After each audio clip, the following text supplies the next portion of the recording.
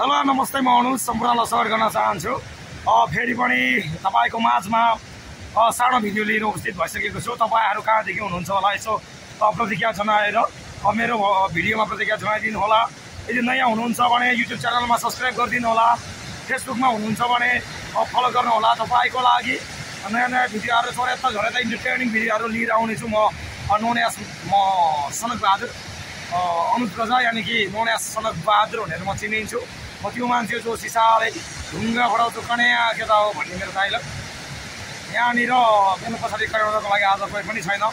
3-4 दिन यता एकदमै असर साउनमा पर्नुपर्ने झरी अहिले पानी परेको हुनाले एकदमै काम पनि भइरहेको छैन। त्यही कारणले गर्दाखेरि तपाईले मेरो ब्याकग्राउन्डमा देख्न सक्नुहुनेछ पारी चाहिँ बुङ झरना।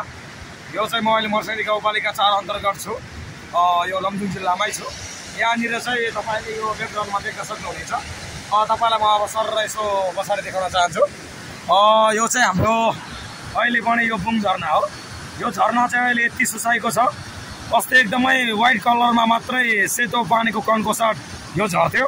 अहिले चाहिँ एकदमै अलिकति पानी परेको 3-4 दिन यता पानी परेको हुनाले चाहिँ यो हिउँद ऋतु सुरु हुन लागेको छेकमा कार्तिक महिना हो अहिले 14-15 गते यस्तै अहिले पानी परेको हुनाले चाहिँ यो धमिलो भएर झरेको छ।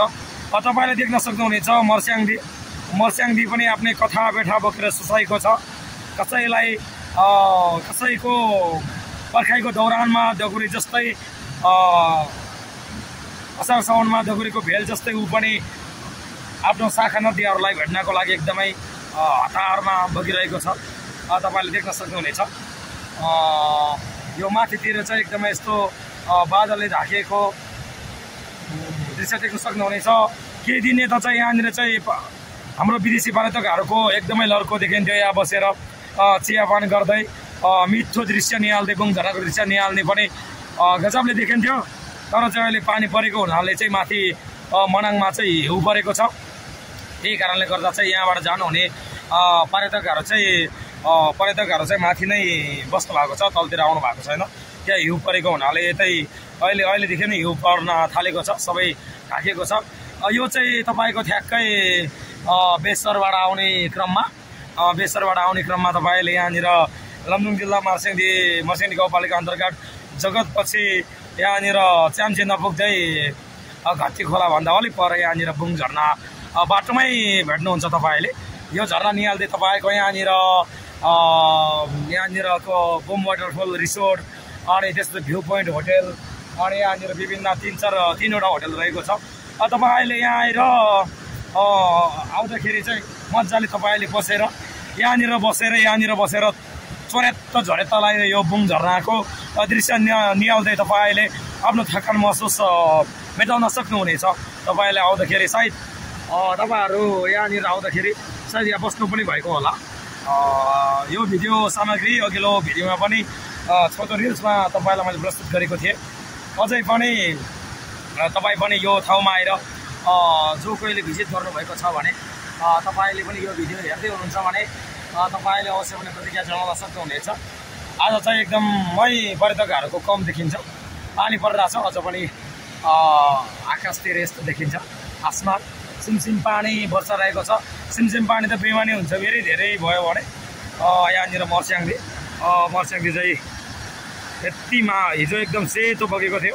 मर्स्याङदी अहिले धमिलो तवरले बगेको छ। मर्स्याङदी नदी। यहाँनिर बुङ झरना यति मिठास तरिकाले झरेको छ। हुँदै गर्दाखेरि मेरो साथीहरू पनि आइपुग्नु भयो। हेलो भाइ, आमा यो त यहाँ भन्ने हो त चाहिँ हो खतरा झरना छ नि त चाहिँ। हाम्रो 3 दिन यता चाहिँ हाम्रो काम पनि भएको छैन। हामी चाहिँ बेरोजगार सङ्घको केन्द्रीय अध्यक्ष, ऊ भाइ सदस्य, ऊ उपाध्यक्ष हुँदै हामी चाहिँ यहाँ बसिरहेछौँ।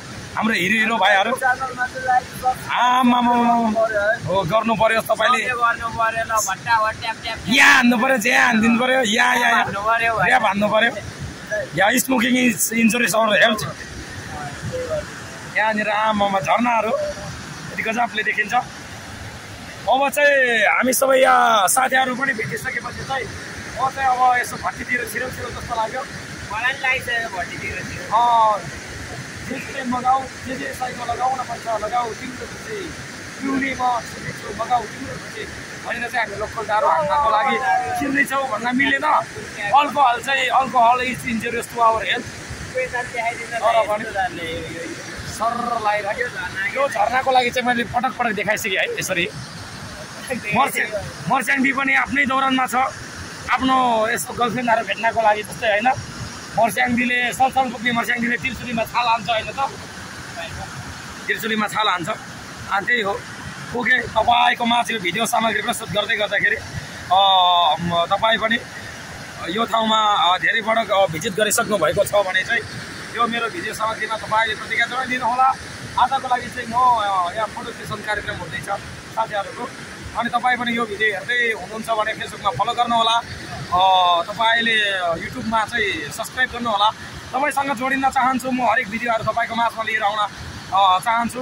अब यो पछि हामी मनाङमा हुन्छौँ, मनाङको विभिन्न दृश्यहरू तपाईँको माझमै पस्किने हुनेछौँ भन्दै यो अनुज भाइ यानि कि अनुजलाई सनक बहादुरलाई तपाईँले अवश्य पनि फलो एन्ड सब्सक्राइब गरिदिनु होला भन्दै हामी यहाँ अन्ती लभरको समूह बिदा हुन चाहन्छौँ। ओके, नमस्ते। Okay, love you all my viewers. धन्यवाद।